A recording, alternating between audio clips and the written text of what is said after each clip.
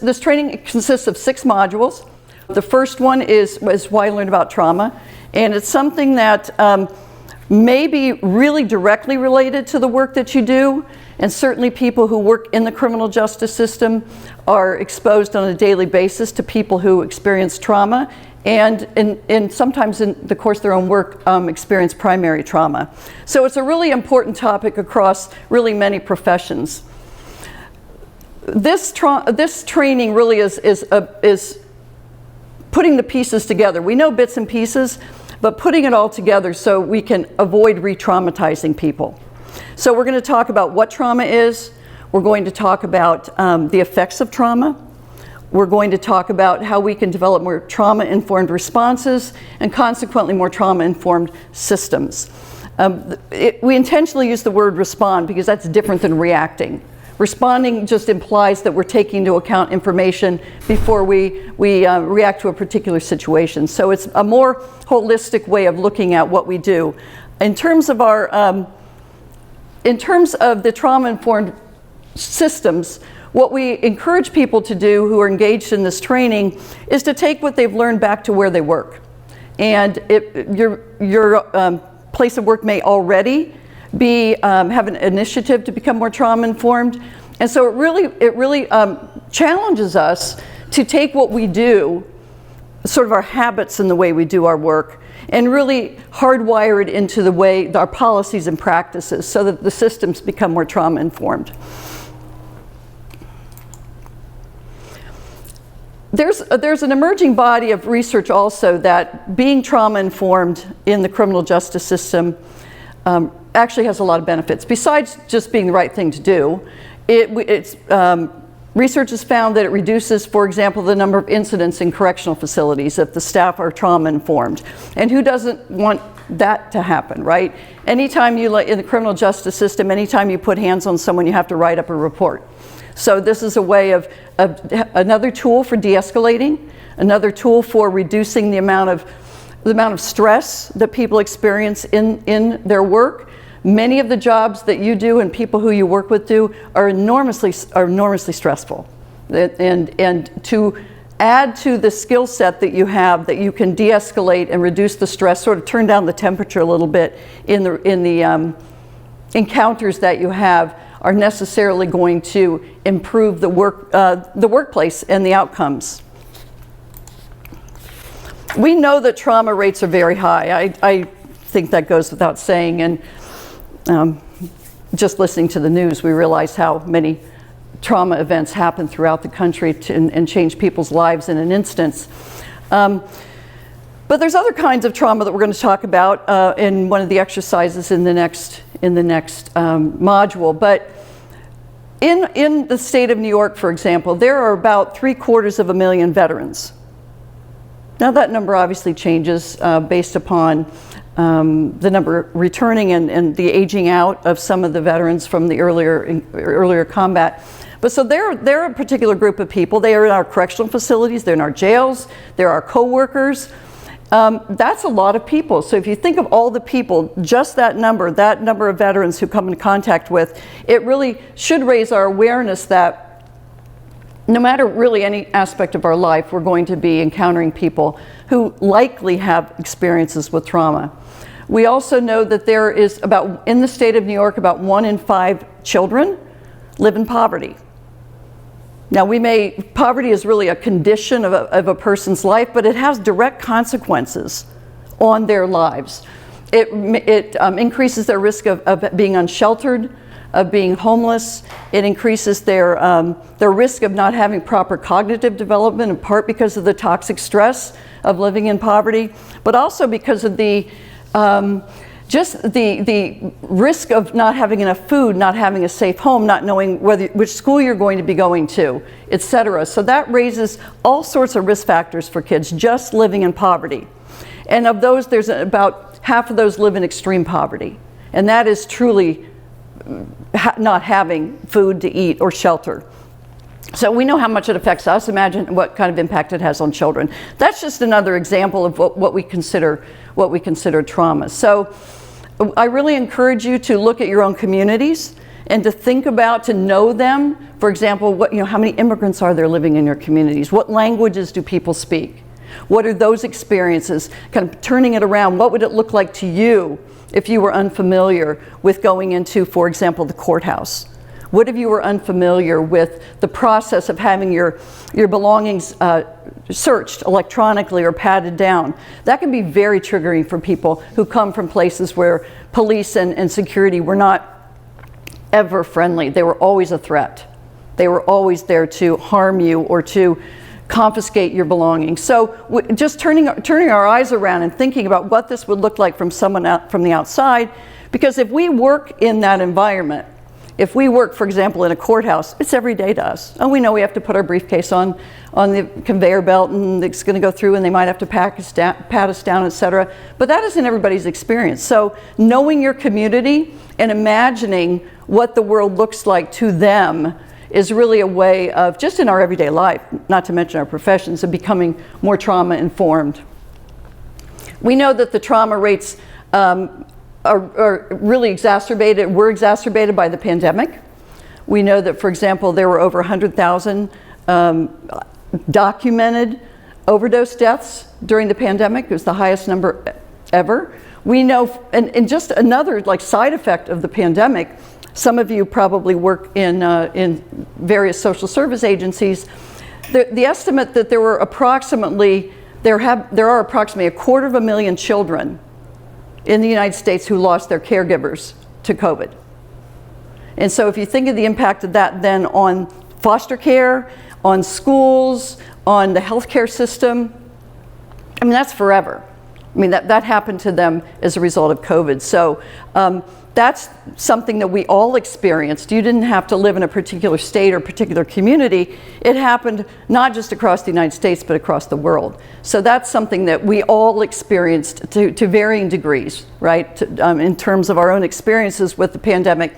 But it's one that is just going to be rippling throughout our communities for many decades to come. One of the first studies that really examined trauma in the criminal justice system was one that was done at the Gaines Center. It was funded by SAMHSA, the Substance Abuse Mental Health Services Administration. I'll say that one time. Hereinafter, it's called SAMHSA. They funded a study to look at a number of jail diversion programs across the United States. This was many, many years ago. But the reason why this is important is because prior to the jail diversion study, most people associated trauma experiences with two populations. One, combat veterans, and that was really where we came to understand PTSD, right? But the second population were survivors of sexual crimes, people who were survivors of rape, of sexual assault, etc., human trafficking, because the people who served them, the therapists who worked with that population, recognized that some of the symptoms they displayed were very similar to combat veterans in terms of the hypervigilance and the being very, their sleep being disrupted and being triggered by events that were just seemingly unrelated. So we had this general understanding or belief that trauma, aside from combat veterans, trauma is really a woman's problem.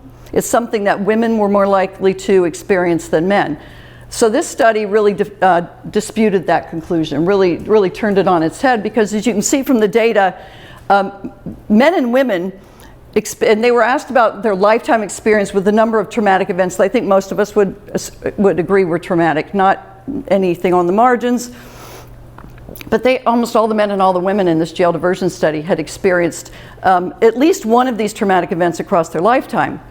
So if you take nothing else away from this training today, is to understand that trauma is universal. And it's especially universal in criminal justice populations. I mean, just being arrested for some people is extremely life-changing.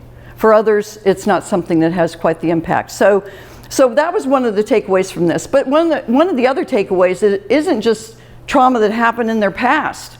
It wasn't just childhood trauma. As you can see from these data, most of them were living in a very traumatic world presently. So in the last year, many of them had experienced one or more of these traumatic events. So it really changed the conversation to having a universal assumption of trauma. if you work in the criminal justice system, and I would say also if you work in the behavioral health system, juvenile justice system, pretty much everyone you come into contact with, you can assume they have a trauma history. And this isn't to dismiss it as like, oh, it's so common, we don't pay attention to it. We're talking about significant trauma history. We're talking about assaults, sexual assaults, watching someone you care for die. Very, very serious kinds of traumas that I think all of us would agree would be very hard to incorporate into our lives. So that's really the takeaway from this, is that what we believe to be true about trauma and the prevalence of trauma just simply was not the case. Another study that we did at Policy Research Associates was on mental health courts. So when you add having a mental health disorder to the person's biography, the chances that they experience trauma as a child or even in the presently is pretty much universal as well. So it's something that is mental illness can exacerbate not only your experiences with trauma, the likelihood of experiencing trauma, but also it can also affect the person's underlying mental health conditions if they are experiencing trauma on top of their historical trauma. So really the takeaway is, if you work in or come into contact with someone in the criminal justice system, especially if they have a behavioral health disorder, they have a trauma history. And as we're going to talk about in the next module, we're going to talk about that has an impact on you too, working in that environment. So this Faulkner quote really is to underscore for us that just because something happened in the past doesn't mean it's in the past. Okay, it is, people experience it in the present in much the same way that they did when they were when the primary trauma occurred. So it's not something that has an expiration date. Okay, this isn't to seem hopeless, because that's not the case. With proper interventions and support and treatment, people can move beyond their traumatic experiences, but they're not always in the past. So they carry it forward in their lives. So I mentioned earlier that we're going to see some videos, and I want to just remind you that there's some really strong stories in these videos, so please take care of yourself. If you would turn to page 4 in your activity pack. And I'm going to just go over the instructions just so we're all, if I can read them, I don't have my glasses on. So what we want you to do, this is called the cycle of violence. And in this video, you're going to see a number of people talk about their childhood experiences with trauma and the impact it had on them as adults. What I want you to do is to jot down words or phrases or examples that the individuals give that illustrate the fact that in many cases violence can become cyclical. In other words, experiences that someone has as a child reoccurs or occurs in adulthood. This isn't to say it's inevitable, and that's a really, really important message. It is not inevitable. In fact, the takeaway from this and to listen to their talking about the recovery is, in fact, these are individuals with really serious trauma histories, and they're in recovery and they're doing well. So with the proper support, with the proper intervention, people do recover from their trauma histories. But so it's not an inevitability that someone's life is going to be an adult life filled with trauma. So it takes work and it takes support from all of us, but it is there is a hopeful message in that. So I'm going to go ahead and start the video, and once it's over, I want to just ask some of you to share what some of your observations were in terms of the cyclical nature of the trauma described.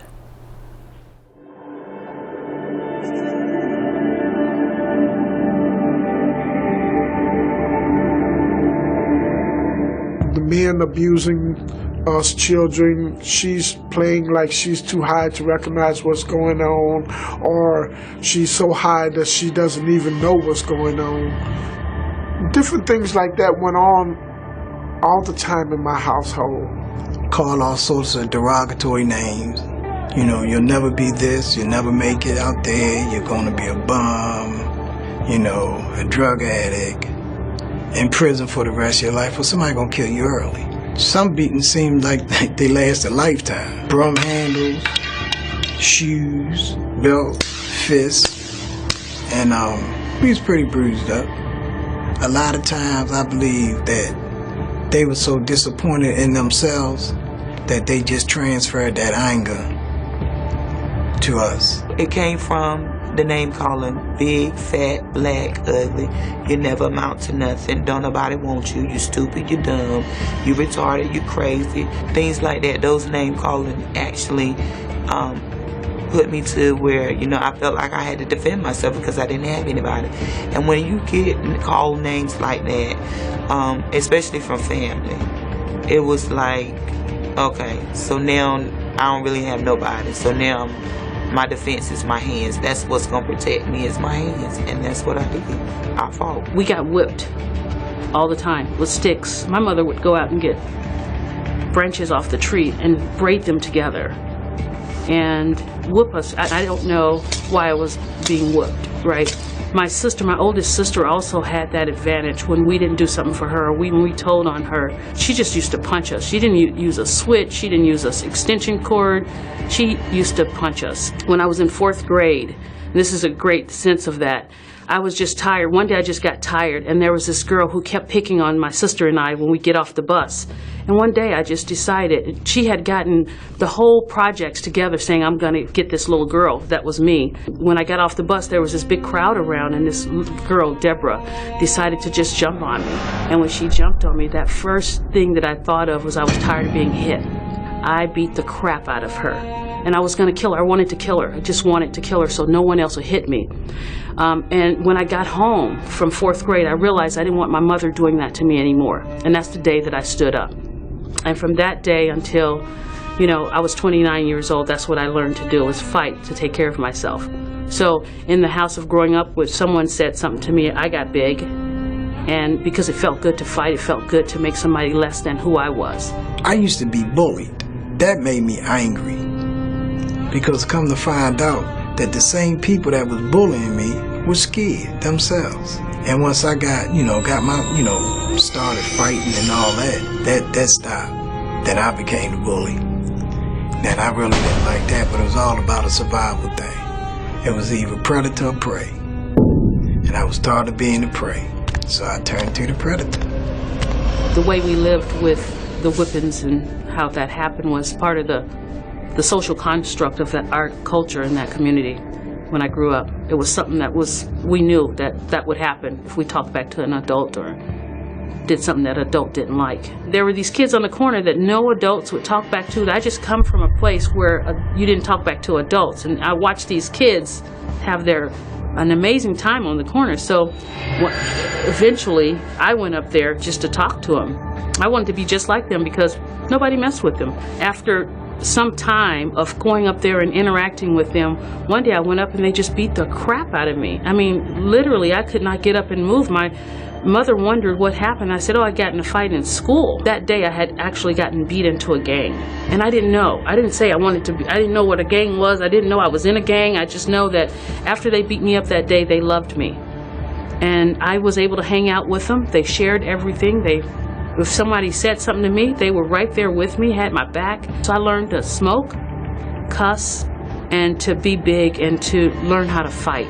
I ended up in and out of jail, in and out of the mental health system, in and out of homelessness, all through that time. I spent 30 years in prison. I fought to save myself to continue to be a man.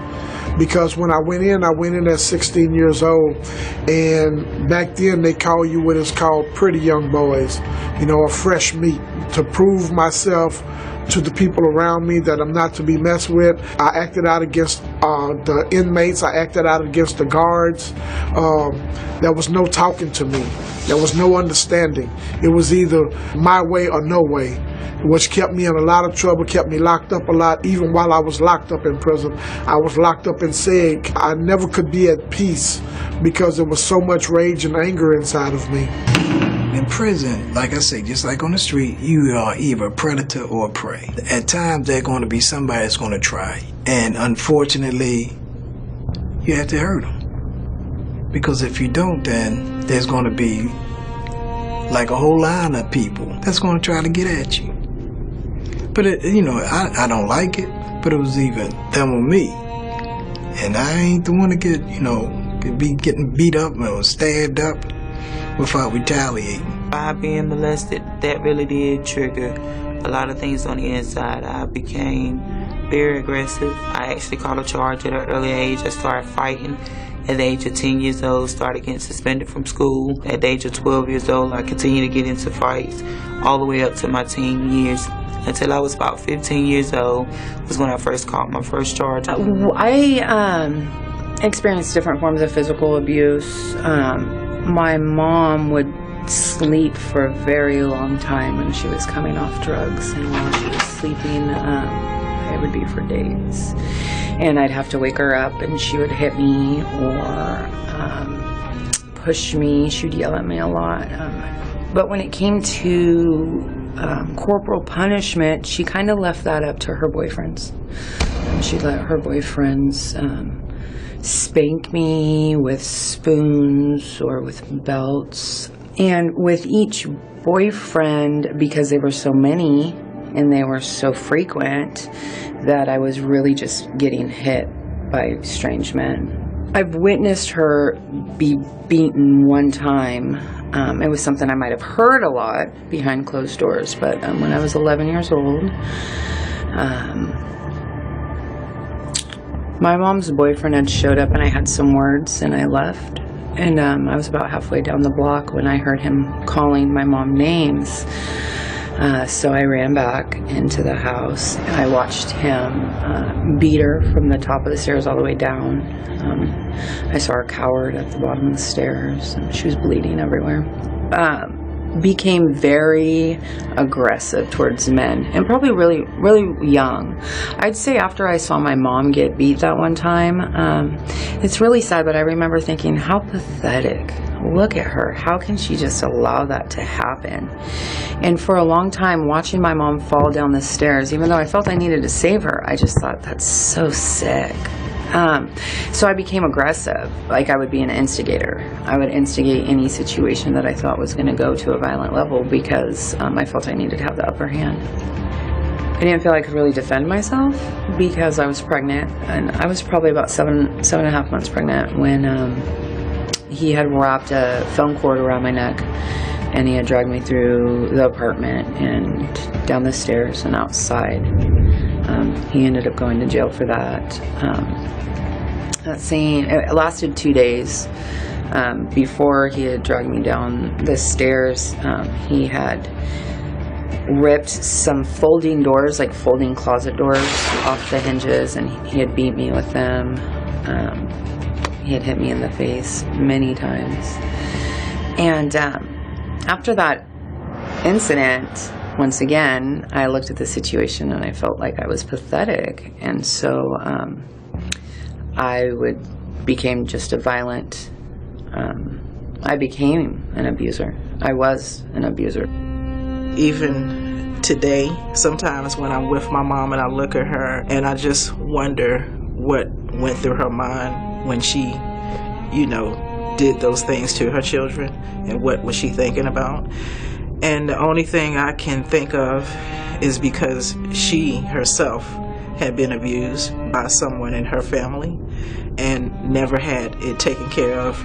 She never received any type of treatment for it. I was 15 the first time I was arrested myself, and it was for assaulting my cousin on my maternal side. I just thought that, I could hit someone and it not be an issue. I carried a lot of anger around with me for a long time, and I took it out on the people that treated me the best because they were such an easy target for me to be angry with. And my thinking behind it was to give back what I was getting. Okay. Pretty powerful stories. Like I said, it's hard to listen to, but I think it's important to kind of keep a hopeful note too that these are individuals with pretty significant trauma histories who are, in many cases, very resilient, that they were able to pull together what it took for them to overcome what happened to them and to acknowledge it and to begin to build a better life for themselves. What are some examples that you heard about that illustrated how the violence was cyclical for some of these or all of these individuals. What did you hear? Yes, Chris? Well, I think it was like the example of one of the girls towards the end. She would say that she would see her mom get beat, and then in the end she ended up with guys that kind of did the same thing to her. Mm-hmm. And then there was also like, you know, mom or dad came from places where maybe they weren't treated great, they weren't happy with themselves, they didn't take care of themselves and get help. So they kind of went the route where with their own kids that they kind of just followed that pattern. It's what they knew. It's what they knew. What about any examples of how the violence kept them safe? Yeah. Joining into a gang, they found other people with like-mindedness that was, we consider deviant behavior, but for those people that was normal for them. It was a normal lifestyle. So going from one violent lifestyle where you had no power to a violent lifestyle where you had the power. So you felt comfortable because it was normal to you, but now you had the upper hand. And didn't they say they felt loved after they were beaten into the gang, Chris? I think also they felt a sense of acceptance. Mm-hmm. So I think a lot of them were looking for. Right. There was the one that mentioned being a predator or prey. Yeah. He realized that his bullies were just scared themselves, so he figured out, if I bully, I'll be the predator, I'll be okay. Mm-hmm. Kept him safe, didn't it? They learned to fight. BJ learned to fight. A lot of them talked about learning to fight. Stephanie talked about being the instigator to get the upper hand so that when she thought something was going to become violent, she instigated it so she could have the upper hand and have control of how the situation went. So those are all really good examples, and I think you will see a number of these people again. They'll tell other parts of their stories. But one thing that's important to keep in mind too is that everyone you see in the videos throughout the day today all volunteered to tell their stories. They knew precisely what the stories were going to be used for, and so they gave permission. They wanted to share their stories with anyone who wanted to watch. So I think that's really important, very brave of them to talk about what had happened to them throughout their lifetime. So just to sum up this module then, so the purpose really is to just get us all kind of on the same, rowing in the same direction, what we're talking about. Lots of metaphors for that.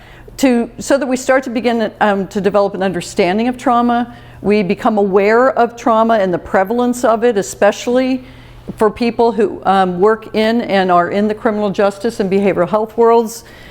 Learning to recognize some of the signs of trauma. Sometimes they are counter to our what we may assume.